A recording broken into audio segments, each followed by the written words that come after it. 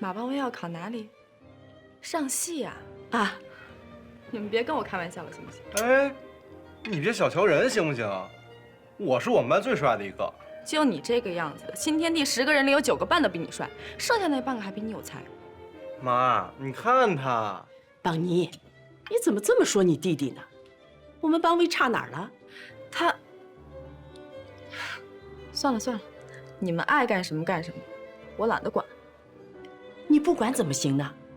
我问过了，补习费、食宿费乱七八糟加起来差不多10万块。你是他亲姐姐，这个钱还是要出的。什么？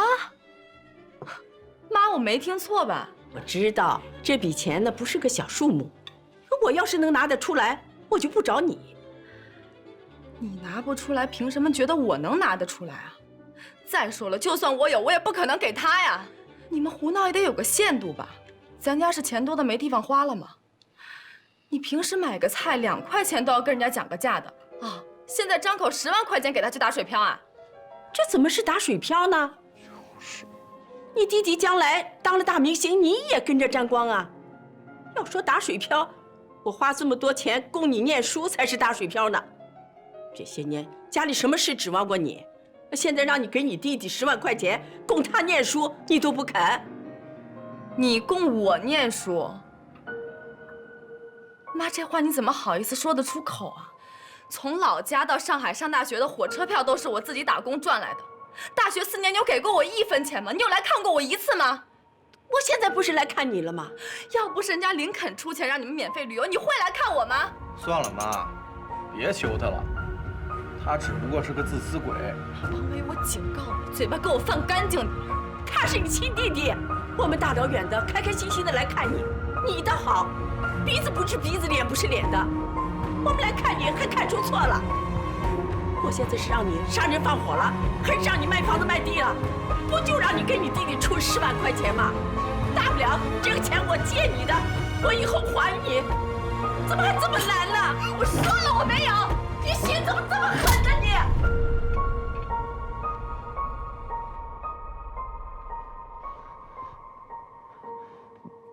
邦尼，你没事吧？你别碰我！你好端端的，你把他们弄来干什么呀？你有问过我愿不愿意吗？你能不能不要总把你的想法和喜好强加到我的身上？你根本不知道我想要的到底是什么。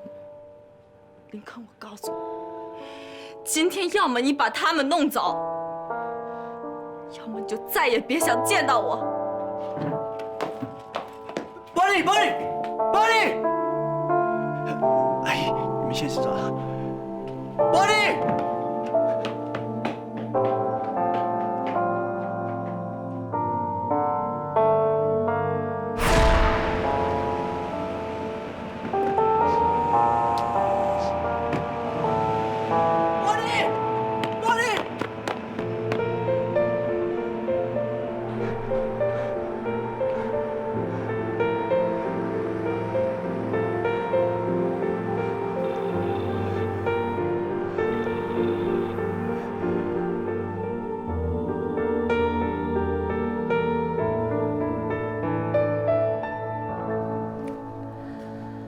大姐，别再玩消失了，听到信息给我回一下。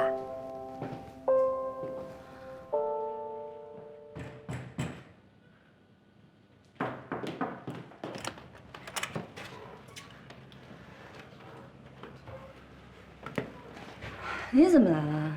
不是喝多酒头晕吗？我醉的也快，醒的也快。是我叫他来的。我在上海，除了邦尼，就你们俩。他叫我来的。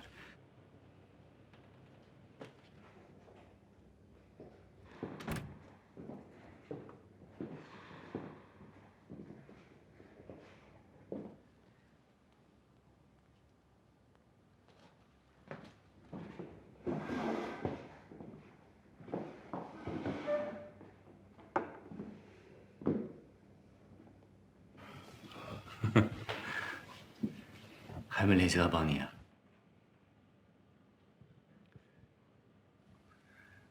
他妈妈和他弟弟呢？达令姐让我把他们送酒店去。哎，我真不懂，前几天还好好的，怎么突然变成这样？其实呢，邦尼跟他的家人关系一直很糟糕，尤其是这一次他妈妈和弟弟来了以后，他一直都不太开心。只不过他怕你太尴尬，所以一直勉强着在跟他们相处。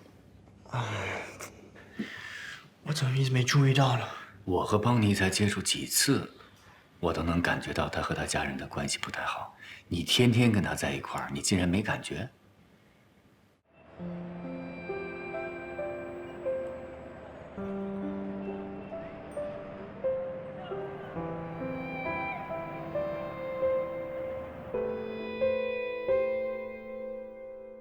这么大的上海，邦尼偏偏选择住在这里，而且他喜欢说英文，他最讨厌别人叫他的真名。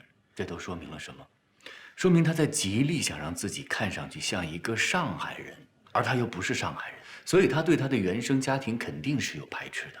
像邦尼这样的人，他一直在想方设法地给自己营造一个美丽的外壳，而且他只想让别人看到他的壳。林肯，你今天就狠狠地砸碎了他的壳。怎么说呢？他现在就像是一个被扒掉新衣的皇帝。我不知道你能不能听懂啊。总之是很狼狈。要换成是我也受不了。你会吗？ Oh my god！ 我怎么那么笨？达令姐，你们一定要帮帮我，我该怎么办啊？他会原谅我吗？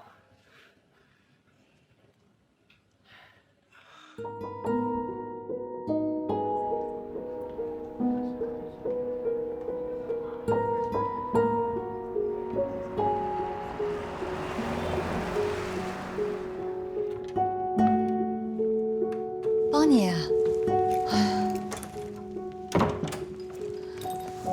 怎么回事啊？你一晚上信息也不回，电话也不接的，你晚上都急死了。你可以不理林肯，给我来个信儿啊！我知道你心里不好受，那林肯也不是故意的呀，他已经把你妈和你弟弟送去酒店了。哎呀，你就原谅他吧。江大林，借我10万块钱。你放心，就算我打10份工，我累吐血了，这钱一定会还给你的。你告诉我，你要这10万块钱干什么呀？给我妈，她不是说我心狠吗？好呀，我就狠给她看看。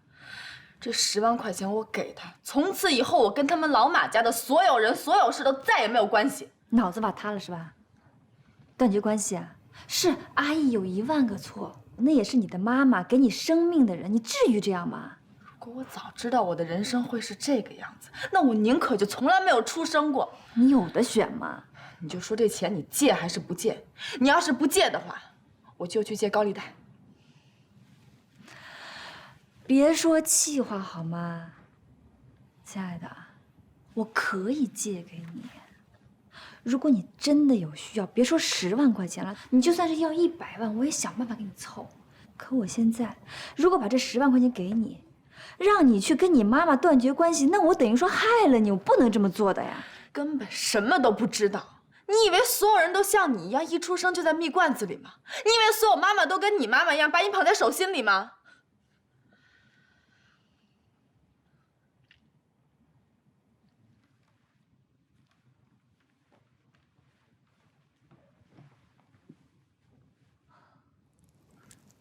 是，我什么都不知道，我就知道，不管遇到什么事儿，你都是那个嘻嘻哈哈的马邦尼。我们2个人大学同学到现在这么多年的好朋友了，你从来都没有跟我说过什么呀？一问到你的家庭，你就不高兴，害得我都不敢问。我看得出你跟你的妈妈关系没那么好，但是什么冤什么仇要闹到这个地步，你倒是跟我说说呀。能把我当朋友吗？你想知道啊？那我就告诉你。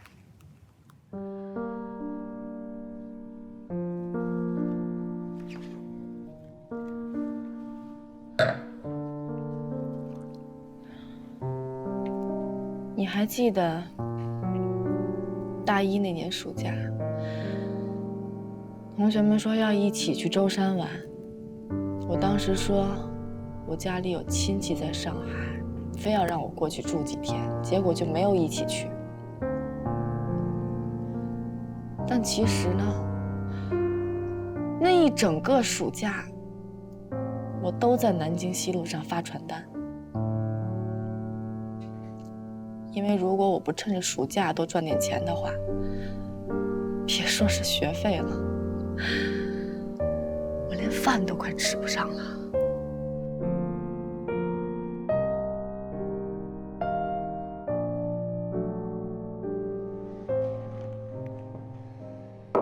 别看了，要看也换张照片看。哎。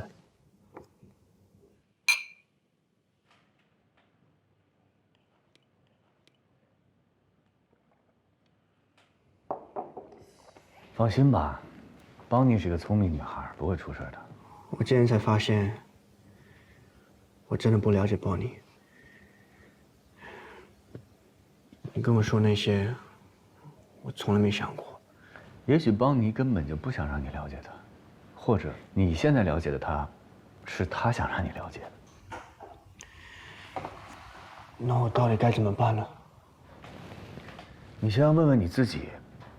如果真实的邦妮不是你现在所了解到的，你还会喜欢她吗？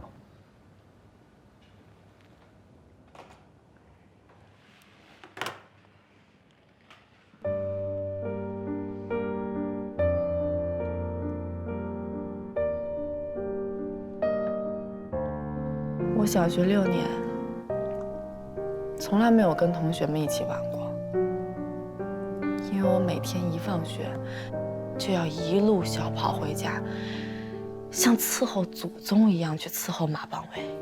因为我妈说我是姐姐，这是应该的，我认。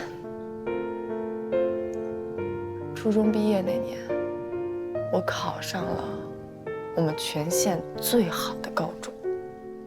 可你猜，我妈跟我说什么？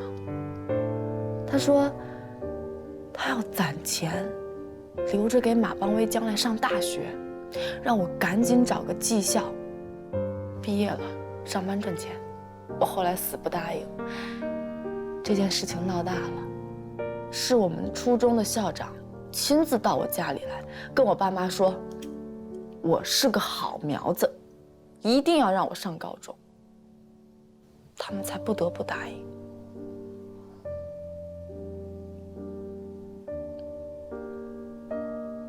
今天晚上，我一个人站在灯红酒绿的上海街道边，脑子里啊，就一直在回想着大一的那个暑假。我一边发着传单，一边看着街上那些跟我年纪差不多，却穿着漂亮裙子、背着 LV 的女孩，我当时心里就想，我早晚有一天，我也会像他们一样，成为一个地地道道的上海人。可我今天站在那里的时候，我突然发现，这辈子都不可能成为那种人。不管我再怎么努力，我赚再多的钱，我嫁给再好的男人，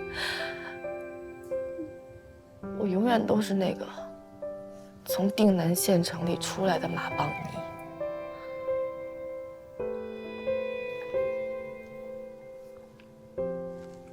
别这么想，邦妮。其实你在我眼里特别棒，真的特别的棒。你年年都拿奖学金，会那么多门的外语，遇到什么事你都是拼尽全力。你是谁呀？你可是于庆坊打不倒的那个小姐姐呀，邦妮，你别这样。是啊，我是上海人，上海出生，上海长大，但那又能怎么样呢？我真的不如你，很多上海女孩也不如你。如果遇到这样的事情，如果换作是我的话，我肯定不行的。不用安慰我，自己什么样子，我很清楚。我以为来到上海了，一切都可以重新开始的。从此以后，我就是邦，我再也不是马邦妮。如果可以的话，我甚至想把在家那10几年的记忆，我给它全部都抹去。但我现在知道，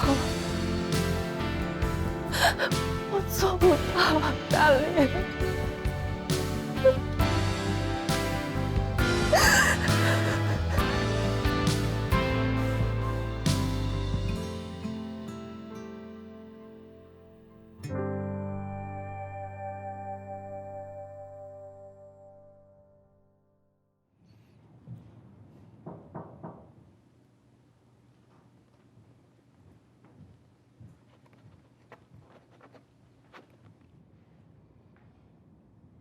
在忙吗？怎么了？邦妮已经回我那儿了。好事啊，赶紧让他回于庆坊，林肯都要急死了。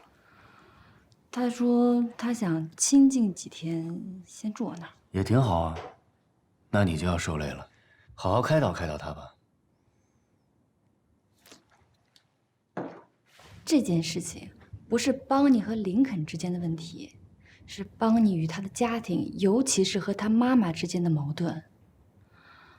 她是我最好的闺蜜，我想帮帮她。清官难断家务事，你怎么帮啊？所以我来找你呀，你能力强，有经验，你看你能不能把这件事情当做一个公关事件，帮我处理一下呀？公关事件啊？谁付钱啊？你还要钱啊？当然了，是你说的这是公关事件，这是我的工作。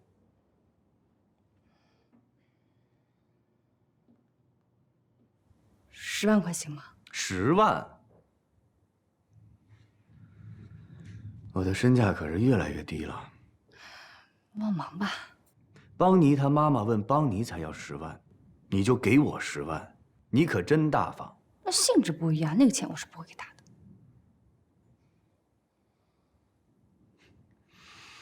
放心吧，别忘了，林肯是我异父异母的亲兄弟。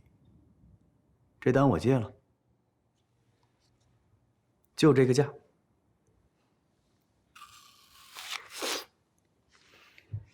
喂，主任，你不是说有学员预约我的私教课吗？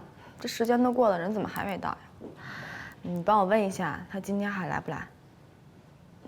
好，谢谢。不好意思，迟到了。你就是那个学员呀？是的，邦妮老师。你可别逗了，魏哲老师，你还用找我学英语吗？说吧，找我什么事情呀？我月底要参加一个慈善基金会的晚宴，需要用英文致辞，所以呢，一方面我真的需要你帮我纠正一下口音，另一方面想顺便跟你聊聊天。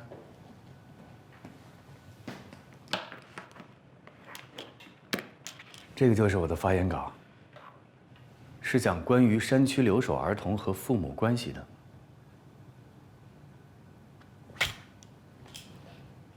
看来江大林都告诉你了。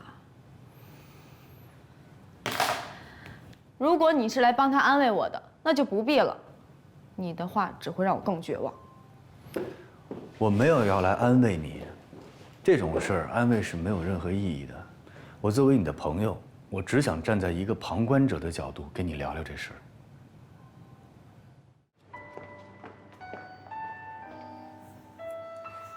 阿姨，我让林肯约您出来呢，主要是想说一说关于帮你的事情。你不用跟我说，我知道他想干什么，就想赶我们走。你替我告诉他，邦威上补习班的钱，他出也得出，不出也得出。他自己在上海吃香的喝辣的，住那么好的房子，用的都是好东西，就让他给他弟弟出点钱，怎么了？再说这钱也不是乱花，是给邦威考大学用的。阿姨，您先别着急。我呢，说句话，你也别生气哈。我必须要纠正您一个问题。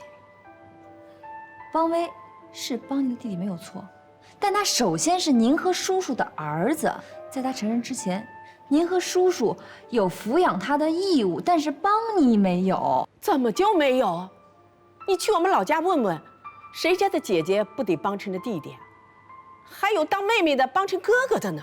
那是老家，这里是上海。是，就算所有人都这么做，那也不代表这么做就是对的。你别跟我一口一个上海，这丫头还真把自己当上海人了，这叫什么？这叫忘本。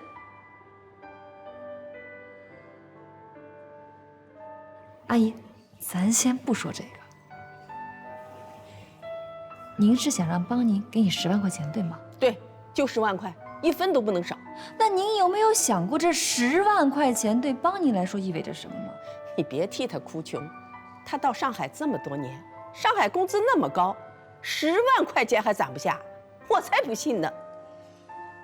那阿姨，我觉得我必须得给您算个账。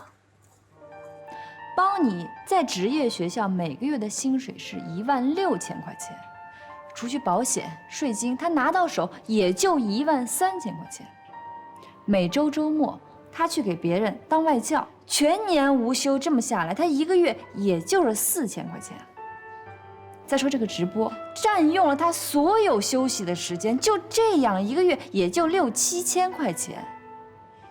满打满算，邦尼拼死拼活，一个月也就是2万5千块钱。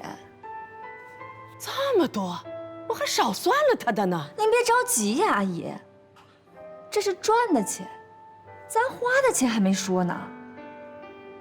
租房子，每个月8000块钱，再加上你得吃饭吧，还有交通费、生活用品什么的，全部加在一起，一个月至少要花销1万5千块钱。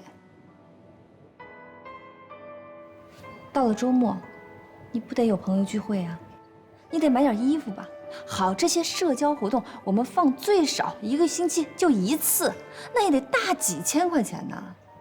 邦尼是赚得多，但他花的也不少啊。这样算下来，他一个月剩下的也就3000多块钱。您问他要10万块钱，他得攒多少年啊？那他不会租个便宜点的房子，少买点衣服包包的？阿姨，在上海想要立足真的不容易，尤其是像邦尼这样从小地方来的人。我的同学到现在为止还有人伸手问家里人要钱，但是我知道邦尼从上大学到现在没有问您要过1分钱，对吧？您凭什么觉得您有资格对他有这些要求呢？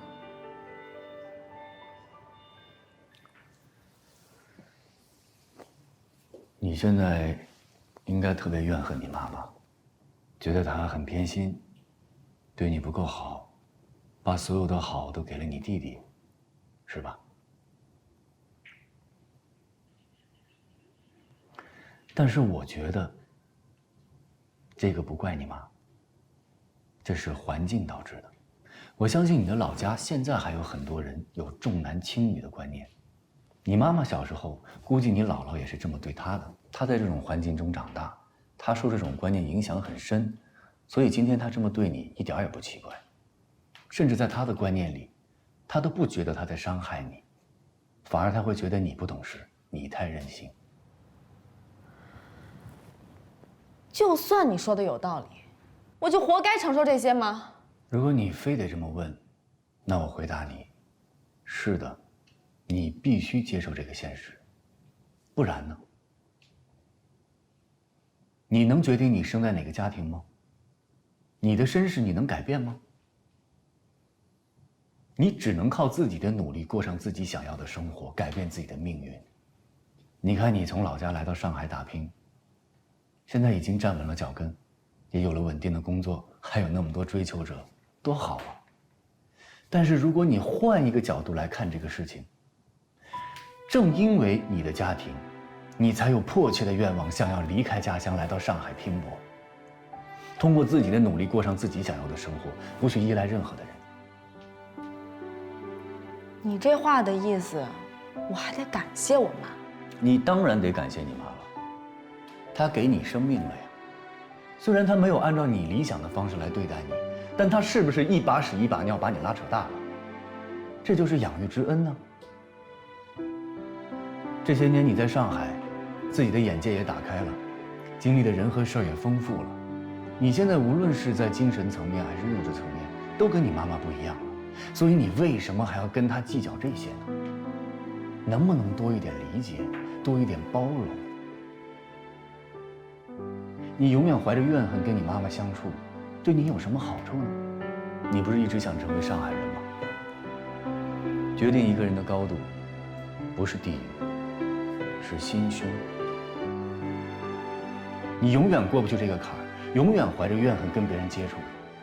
无论你是去了波士顿还是纽约，都没用。你还是那个定南县的马邦一。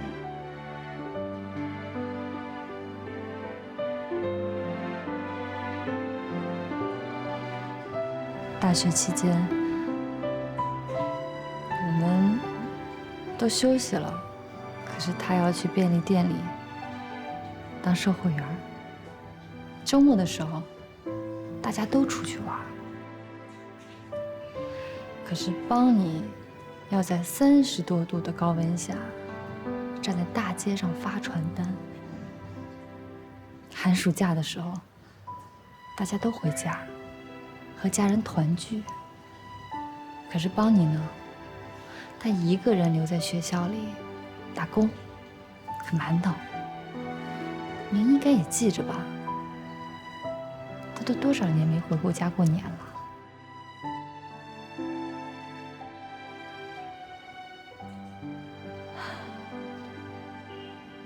整个大学4年，我真的是数不清他做过多少兼职，打过多少份工。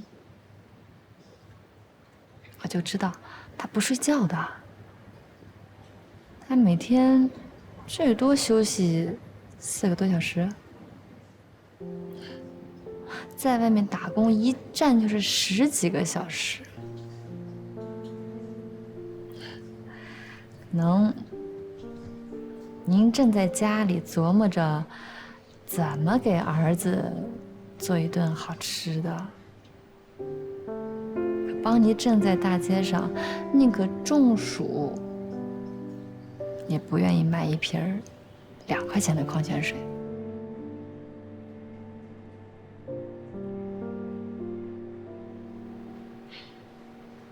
您看邦尼多瘦啊！他根本不是要减肥，就是为了省钱，不吃饭。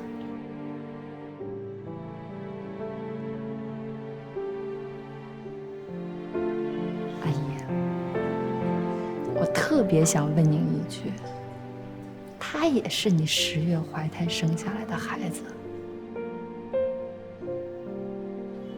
您不心疼啊？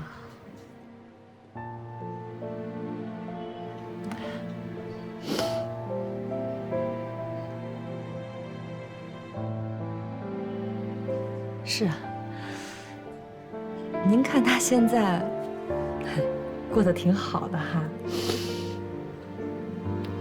可是你知道他今天是怎么一步一步走过来的吗？您可能觉得10万块钱对他来说特别容易，特别轻松。可要知道，那都是他一分一分的血汗钱。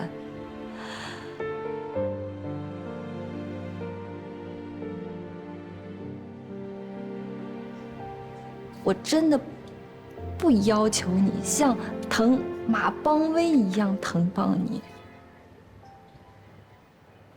我就想问您一句，能不能对邦尼公平一点啊？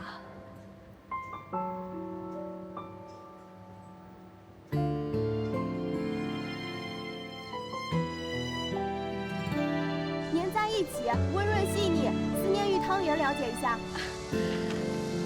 哎，您好，思念玉汤圆，了解一下吗？上一个美女，汤圆了解一下吧，谢谢啊。玉汤圆了解一下。玉汤圆了解一下。您就了解一下吧。你烦不烦？你不要去。调匀的呼吸小溪，谁的心事揉成秘密，等回忆缓慢无声的提醒，城市中那一些繁文牍砺，浮生犹如在风中旅行，渺小却华丽，生无力表情。对不起，我认错人了。没事，孩子，你喝点水，歇会儿吧。谢谢。我帮你拔，我帮你拔啊！哎，小姑娘，你看吧，看看。周末的时候，大家都出去玩，可是邦尼要在30多度的高温下，站在大街上发传单。你可能觉得10万块钱对他来说特别容易，特别轻松，但那都是他一分一分的血汗钱。能不能对邦尼公平一点啊？他也是你10月份才生下来的孩子，您不心疼吗？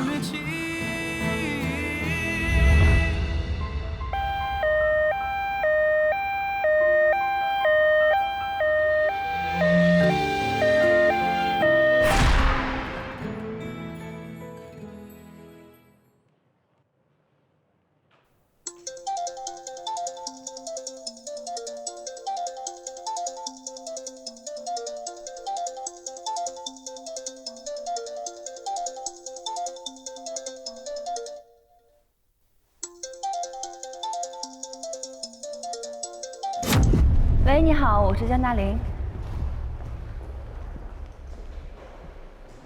什么？哦，我知道了，那个麻烦您再说一遍是哪个医院来着？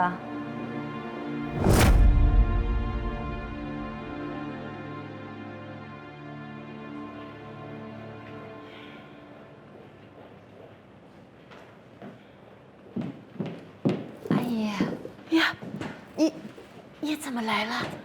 邦尼的电话怎么也打不通，还好我给您留张名片，这医生就打给我了呀。阿姨，你先躺下吧。不用，我没事儿。你快坐。怎么搞的呀？我刚才啊，在路边看见一个发传单的女学生，我就想起了邦尼，我就像看见邦尼当初和她一样，顶着大太阳在马路上发传单，连口水也喝不上，结果还要被人骂，所以我就想帮这个学生发点传单，好让她早点回学校，就全当是帮我女儿了。可人老了不中用，才发了一会儿，我就晕倒了。阿姨，我这就找人把邦尼从学校拉回来，您等会儿哈。哎，不用，我真的没事儿了。姑娘，我想跟你说几句心里话。邦尼呀，从小心气儿高，也很能干。高中的时候就一边打工一边上学，后来又考上了大学。我想，这都上了大学了，他肯定能照顾好自己。可我真的没想到，这孩子吃了那么多苦。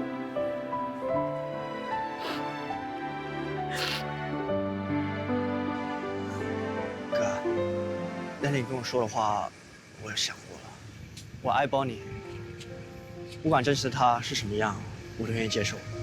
可是问题是，我不知道该如何去了解他。你知道吗，哥？那天他生气的时候，真的把我吓坏了。我从来没见过他这样子。我觉得这其实是件好事儿，起码邦尼敢把真实的自己展示给你。也许这并不是你愿意看到的，但这就是真实的邦尼。那哥，你能告诉我，我应该怎么样去面对他吗？首先，你需要补课。中国和美国不一样，中国的女孩和美国的女孩也完全不同。所以，如果你真的爱她，一定不要逃避。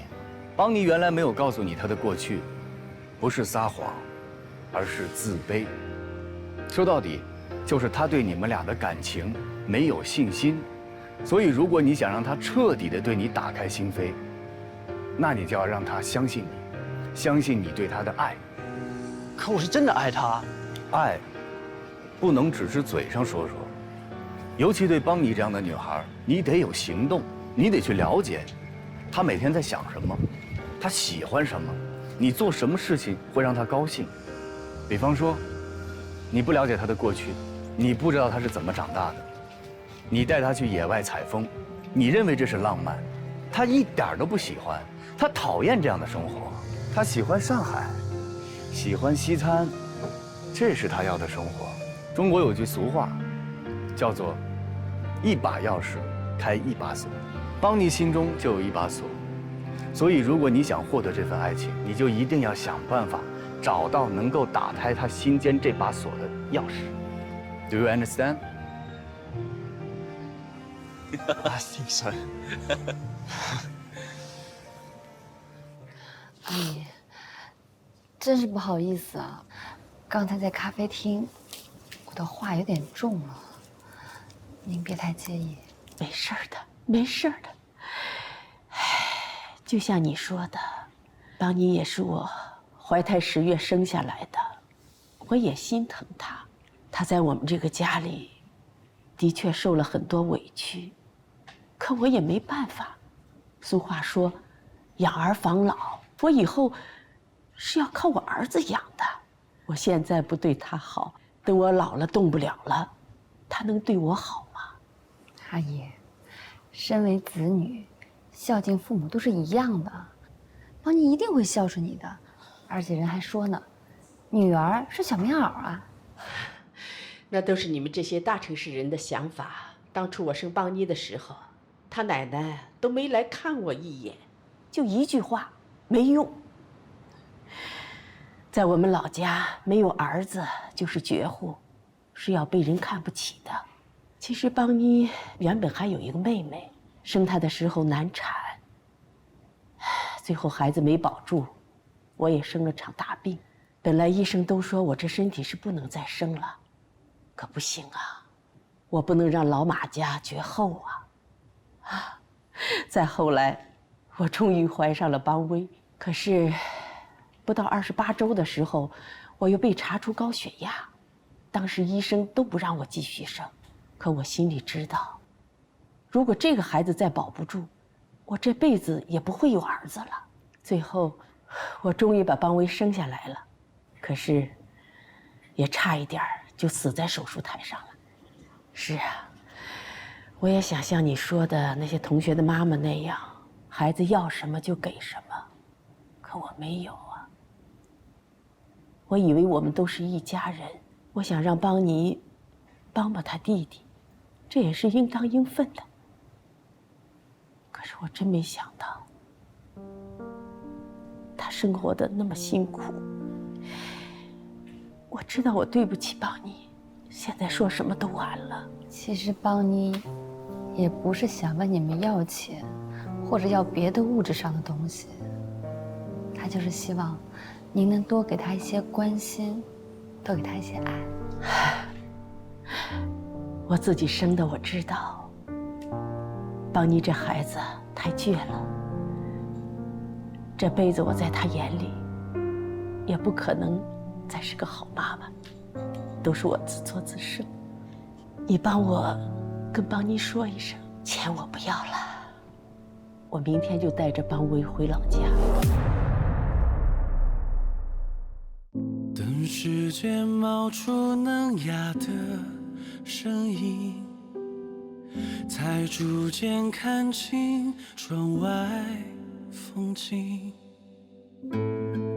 调匀的呼吸，小心翼翼，谁的心事揉成秘密。